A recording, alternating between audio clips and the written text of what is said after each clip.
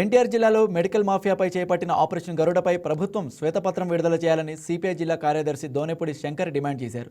ఔషధ నియంత్రణ మండలి, పోలీస్ శాఖ చేపట్టిన ఆపరేషన్ వివరాలను విడుదల చేసి కార్పొరేట్ ఆసుపత్రి ముసుగులో జరుగుతున్న డ్రగ్స్ అవకతవకలపై బయటపెట్టి బాధ్యులపై కఠినమైన చర్యలు తీసుకోవాలని కోరారు.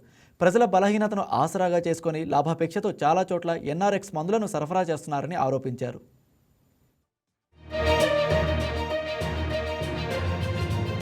రాష్ట్రంలో మెడికల్ మాఫియా శైరవ్యవహారం చేస్తుంది.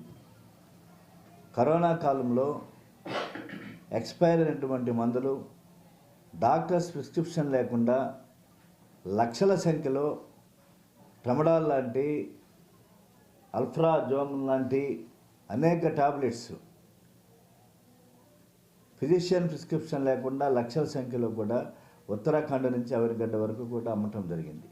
దానిని దృష్టిలో పెట్టుకుని రాష్ట్ర ప్రభుత్వం 2025 మార్చి 21 నుంచి 25వ తేదీ వరకు ఆపరేషన్ గరుడ అనే పేరుతోటి, ఆపరేషన్ ఈగిల్ ఇంగ్లీష్, తెలుగులో ఆపరేషన్ గరుడ పేరుతోటి డ్రగ్ కంట్రోల్ బోర్డ్ అలాగే పోలీసు శాఖ కలిసి రాష్ట్ర వ్యాప్తంగా సంయుక్తంగా దాడులు చేసినటువంటి సందర్భంలో రాష్ట్రంలో 40,000 షాపులుంటే, ఉమ్మడి కృష్ణా జిల్లాలో 7,000 షాపులుంటే 162 షాపులు మీద వాళ్ళు దాడి చేయడం జరిగింది.